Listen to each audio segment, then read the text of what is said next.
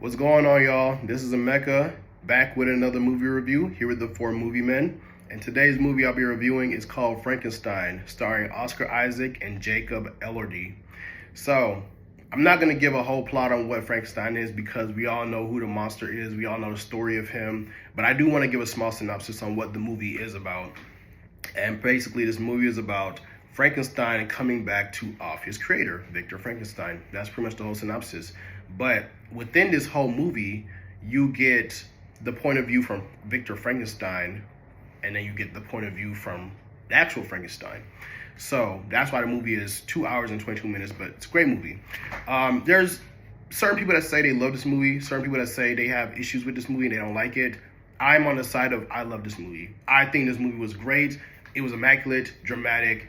It gave me the vibes of Phantom of the Opera. It was very dark, very cold, in the Victorian era, and I just loved the movie. I loved it. The scenes were great. The characters were great. The story of Victor Frankenstein from childhood to adulthood was great, and the story from Frankenstein being created all the way up until his ending, that was great as well. So what I do want to give my positives and negatives about this movie. The positive I loved about this movie is that right from the start, you know exactly what's going on. Within the first 15 minutes, you understand that Frankenstein is coming to off Victor Frankenstein. I loved how they had both perspectives. They had the perspective of Victor Frankenstein from childhood all the way to adulthood, and telling his story of what he wanted to accomplish in life, how his family dynamic was, and why he created Frankenstein.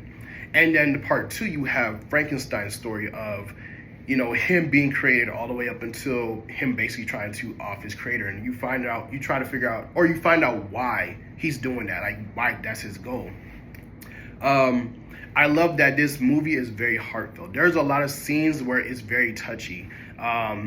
Because again, like in the movie is made to seem that Victor Frankenstein is evil, but there's some heart touching moments that he has for Frankenstein, because essentially that's his son. And then Frankenstein, you would think he's a monster, he's evil, but there's very touching moments where you figure out that he's a regular person as well. Like, he has emotions, he feels, he cries, there's things like that. I really love that they didn't really just have him straight as like an evil monster. He was a person with feelings as well, or a monster with feelings, a creature with feelings. That's a better term. What I didn't, I love that this movie was a horror movie. It's very gory, so if you don't like gory scenes, this might not be for you. It's not really the whole movie, it's a couple scenes, but there's a lot of gruesome stuff in there. What I didn't like about the movie, I didn't really like the storyline of Elizabeth and Frankenstein. For me personally, I thought they were trying to push the narrative of she would have married Frankenstein. I didn't like that. I would have thought that, in my opinion, I would have liked it better if they just had her more as like a friend to him, someone that just cares about him. But they were kind of walking that thin line of like she wanted to marry him, and I didn't really like that. I also did not like the ending. I mean, I liked the ending, but certain parts of it I was like, okay, because I guess the movie is all about forgiveness, or that's the message at the end. But this whole movie, you were trying to off your creator, and now after like a dialogue, it seems like you're just okay with it. Maybe he just wanted an apology. Maybe that's all he wanted, but I just didn't like that ending. But overall, the movie was good. For me personally, I give this a 7.5 to an 8 out of 10. It's very high up there for me. Again, I love horror movies. It gives the vibes of Phantom of the Opera, gives Renaissance vibes. I really love that.